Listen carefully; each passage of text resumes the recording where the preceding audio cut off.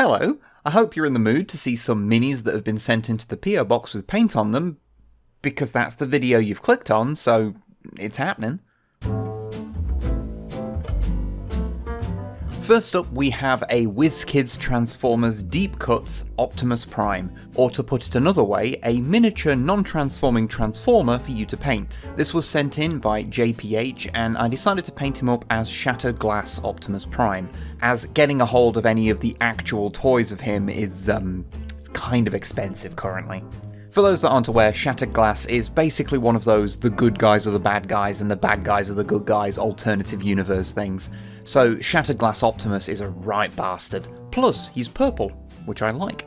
He's not hugely detailed as he's very much based on the animation model for the G1 cartoon, which made him a nice and simple thing to paint. Although I am pretty pleased with the windows, that's not the kind of thing I usually get to do. I'd put him back on the Transformers shelf, but I don't have any room anymore. I have a problem. This Space Marine looking bugger is a Void Marine by El Mutanto and printed up by Modhail.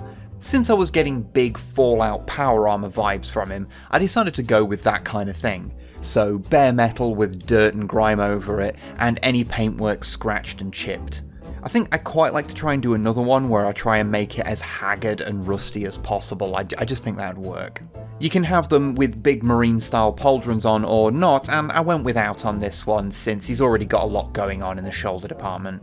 I'll pop a link in the description of where you can buy the files for these if you fancy like getting them and printing some up yourself. They go together like any firstborn multi-part marine, but have the stature of a Primaris. Ultimately, it was fun to paint something that was both very familiar and yet a little different. The first Rogue Trader mini of the video was sent in by Zingbo and is called Brother A Skull. He's a bit of a milestone for me, as people who watch my old log will remember me painting up a few Lamenters as a tentative step towards an entirely Rogue Trader era Lamenters force. Well, this one is the final member of the first squad of 5. Yes, it has taken me an unreasonably long time to get this far, but to be fair, it's not been a priority, just something I've done a couple of coats of paint on here and there. Until now, apparently, as I've kinda got the bug to paint yellow and checks. No, I don't know why I'm like this. Just to answer some questions that I'm sure will come up, the yellow is just a few coats of Avalon Sunset, recesses washed with Reichland Flesh Shade, and highlighted with Dawn Yellow. Avalon has lovely coverage for a yellow, so it's way less of a pain than it may seem, in all honesty. As for doing the checkered shoulder pad, well, I literally just draw out a grid in pencil first and then fill it all in. I just remember to curve the lines around the contours of the pad, although I do a lot of tweaking until it looks right. Although, frankly, it's always going to look a little off since the pads of this era of Marine were rarely even or consistently shaped. So you just kinda have to accept that some are a little wrong. It's all part of the charm. Next we have another Lamenter, this time the model is Captain Romero, although I'll actually be running him as a sergeant. He was sent in by someone who preferred not to be named, and the most notable thing about him, apart from the fact that he's seemingly glued his chainsword to his face, is that due to him not having studs on his shoulder like most Marines of the era, I was able to fit a little classic Rogue Trader bit of graffiti on there. More specifically, kill kill kill with only one L, as a nod to this page of Marines from the main rulebook. Finally, on the Lamenters front, we have one of my most sought after models. That is until Pete sent one in, a Mark I Jess Goodwin Terminator. I have mixed emotions about this model since although I love it and I am really happy with how it came out, it is unavoidably wonky and therefore was a bit of a nightmare to paint. There's just so many little casting errors and bits of ill-defined detail, including casting errors that look like detail and couldn't be removed once the paint was on there, so they're just a feature now. It was an experience. He'll be run as a captain, as I'm never going to get enough of these to make a full squad, so I gave him helmet stripes on his little bean head based on the ones from the original Rogue Trader book. Actually, that's one of the interesting things about this era. Marine iconography was all over the place and different books showed different systems that were all supposed to be the system for denoting rank. For example, I can think of 3 ways they showed you how to denote a sergeant in 1st edition off the top of my head. If you want to do a retro force like I'm doing, you basically have to pick a lane, and I went with the one that meant that I get to paint red stripes on everyone's helmets. Because red helmet stripes are cool, okay? And yeah, he looks good leading this little force, doesn't he? Oh, you don't want to know how many more Marines I'm currently putting yellow base coats on right now.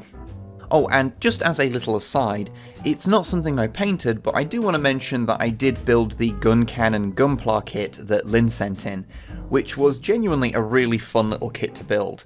Gunpla is nice, it's like building a Warhammer model, but you don't need to worry about glue or having to paint it. Can recommend. Okay, now for the bit that many of you probably assumed was coming, the Battlefleet Gothic stuff. As before, I'll start with the things sent in by Sono VA. So these are for Snipe's Chaos Fleet that I've painted up partially as a favour to her, and she let me paint partially as a favour to me. I just like painting little ships, you know?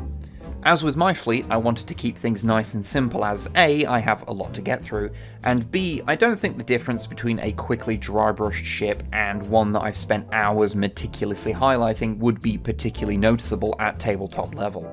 For those interested, these ships are initially painted with Wordbearers red, sloppily washed with Nuln oil, and then dry brushed with Mephiston red and then Trollslayer orange. I did also do something new, and I actually painted some official Battlefleet Gothic models for a change, with a couple of escorts sent in by Lord Hedgepig. Kinda wild to me that it took so many painted BFG models before I actually did an official one, but it is what it is.